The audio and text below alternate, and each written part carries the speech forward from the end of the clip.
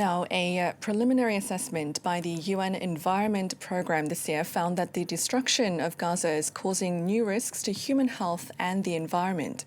The war has exposed the Palestinian population to severe soil, water and air pollution, as well as risks of irreversible damage to its natural ecosystems.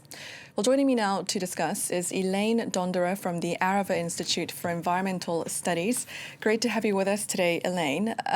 We've been covering the humanitarian suffering the war in Gaza has caused, but we've talked very little about the environmental impact and its consequences for the Gazan population. There are so many issues, obviously, to address, but let's start with the vast amount of just toxic dust released by the constant bombardment of buildings. I mean, that alone poses significant health risks, doesn't it? Right. So the environmental destruction really is multifaceted. What goes into the water, what goes into the soils, and also underlying groundwater aquifers that are shared across different countries is really a huge concern. But as you mentioned, debris is one of the bigger challenges that would come up for any type of recovery, especially considering the huge amount of medical waste, of pathogens, of untreated sewage, as well as asbestos that was found in multiple of the building materials, and that are spread through ocean currents as well as through the air into neighboring environments. So how does the military produce such high carbon emissions? Mainly through the rockets that are used, but also not to forget about the ground operations, such as military trucks compacting soil that then cannot be used for agriculture. But yeah, mainly the rockets would be accounting for these large emissions. Now, another key issue is the long-term impact of toxic chemicals, which of course impacts waterborne diseases, as you mentioned. We saw this, with the just recent discovery of poliovirus in Gaza's wastewater as well. Tell us more about the state of the wastewater management infrastructure at the moment in the enclave. Mm-hmm. So currently there are no operational facilities that are at full capacity for wastewater treatment, and this has been the situation for most of the last few years. So what is happening in effect is that we have millions of cubic meters of untreated sewage leaking directly into the soil, into the underlying groundwater aquifer, but also being carried by ocean currents into the Mediterranean Sea and neighboring European coastlines.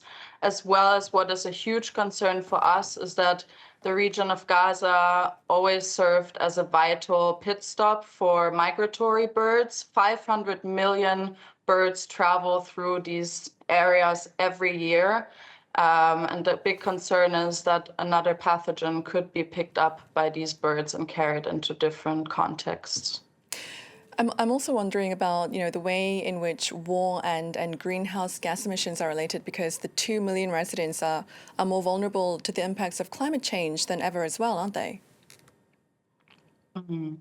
Yeah, I think Palestinian officials have pointed it out quite eloquently at the COP, saying that we really cannot reach any of our climate goals, and any effort to reach our climate goals are in vain if we do not stop the military violence that we are seeing, not just in Gaza. So then what are some, possible solutions for a healthier future for Gaza, considering, of course, the environmental consequences of just the effort to rebuild and reconstruct? Right. It obviously is a privilege to even think about solutions in a place where the reality really hasn't changed much for many Palestinians. But I think what we do at the Arava Institute, what makes it so important, is also to talk about hope and to think about more practical pathways for the future.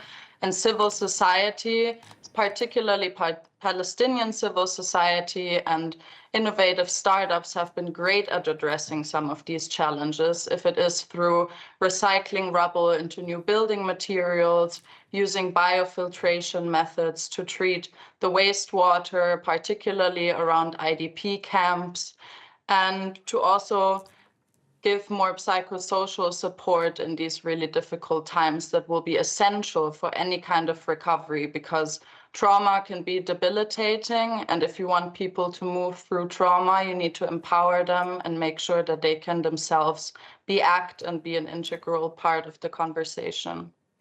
All right, very interesting to hear your thoughts today. Thank you. That's Elaine Donderer from the Arava Institute for Environmental Studies. Thank you for coming on France 24 today.